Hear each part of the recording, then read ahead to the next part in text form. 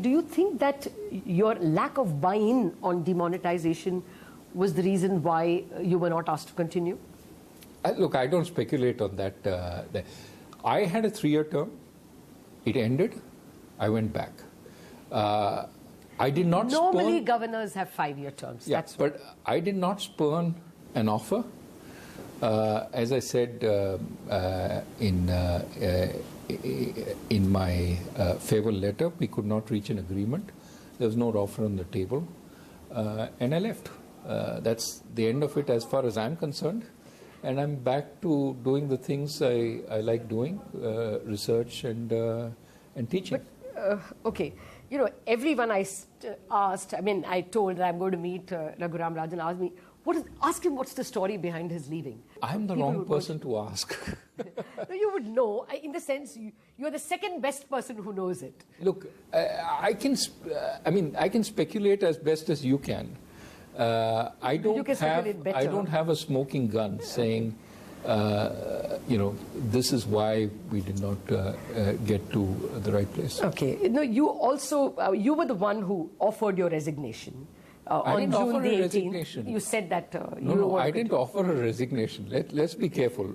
I didn't resign. I wasn't fired. My term came to an end, and I left. That's it. Okay. Okay, but no, did you get a sense that you should not wait for an extension of the term, going by the kind of statements that came from, say, Subramaniam Swamy? Did you get a sense that you are being forced to exit? I was in dialogue with the government, and I got a sense that we were not going to reach an agreement. That was it. All right. Well, let me come to perhaps one of the reasons why some people think that the government was unhappy with you. Your speeches. I mean, you have spoken about, why you should do public speaking, even if it hurts. Did you ever get a feeling that maybe you should not have made some speech? No. No, I don't regret making any speech. If I could have guided the response to that speech, I would have been happy to guide that response. As I say in the book, in one of the speeches, there was the entire sort of misinterpretation of what was intended based on one word that I used. The Francis Fukuyama speech. Francis Fukuyama, the speech sort of paraphrasing his explaining what he was saying and trying to apply it to India. But, I don't regret making any of the speeches. So you regret using the word Hitler then? Oh, of course, because it was misinterpreted. It changed how the public saw that speech. It changed the press headlines on that speech. And it may have made certain people sort of look at it and worry what was happening. The IIT Delhi speech where your whole topic was on tolerance at a time when it was the hot debate in the country. You regret that speech? Absolutely proud of it. Okay. Like your son is. Well, look, as public servants, you have to emphasize to the youth of this country what it is about the country that you feel proud of. You have a platform. Certainly as RBI governor, I had an invitation every week if I wanted to speak somewhere. I didn't give the same speech. Yeah. I didn't talk about monetary policy everywhere because I was very worried. In fact, I was advised not to talk about it because you would then create every week, some backwards and forwards volatility about what's he going to do next. I had to talk about something. And I tried to make everything, here's a new way of educating. So that's why it was so easy to write the book. I could bring together the speeches which all were trying to make different points.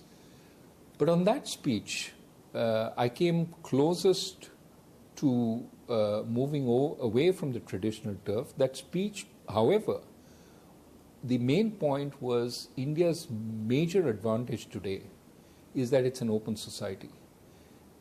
If we are going to compete at the frontiers of knowledge, to be an open society, to be a tolerant society is going to be absolutely necessary. That's how we're going to attract the best and the brightest. That's how our middle class is going to be comfortable making the innovations, making the advances we absolutely need. Remember, a lot of the manufacturing successes have been authoritarian. Yes. The service successes have never been authoritarian. Oh. If you look at, typically because they've also become service-oriented when they've been much more higher GDP. We are a tolerant, open society. Let's stay that way. It was telling the kids, who I feel are my sort of responsibility, the same age as my kids, that this is where we're coming from. And let's not forget this history. No, I'm not doubting the, the intent or the importance of that message. What I'm saying is that maybe if you had not made some of the speeches, you would have maybe stayed longer, and that would have had its own advantages. No, look, in every situation, you have to understand what is important did that to you. Thought ever occur to you that, I could have, even staying on, done something if I had not made one speech or the other? I feel that to some extent I had an agenda to do a bunch of things, many of which were laid out in my first speech, which you were present at. Yes. And I felt that if I started compromising, I would start compromising on that entire agenda. One of the advantages... Tolerance was not part of that agenda. No, look, tolerance was, take the range of these things, going against the bad loans, for example. Yes. You could say some people were upset by that.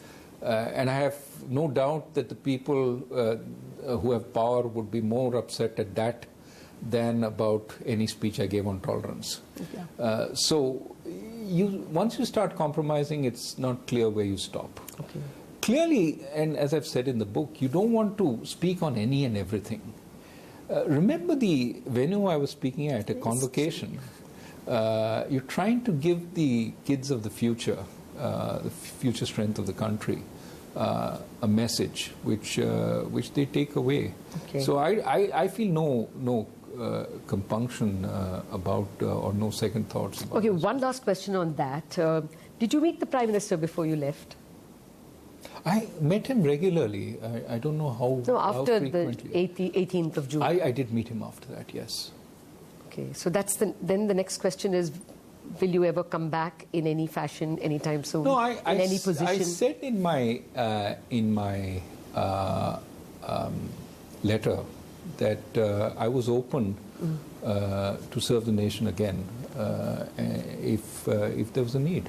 Now, I'm not sort of beating down doors and saying, here's my resume. Okay. But look, I'm an Indian at heart, right? I'm an Indian at soul, and if the country needs me, I'm there. Okay, and there hasn't been an offer yet? I'm writing, I wrote this book. Okay. Inflation targeting central banks like appreciating rupee. When you say inflation targeting, you're sort of saying that it's very different from what was done before. At the moment, do you think the rupee is overvalued? No comment.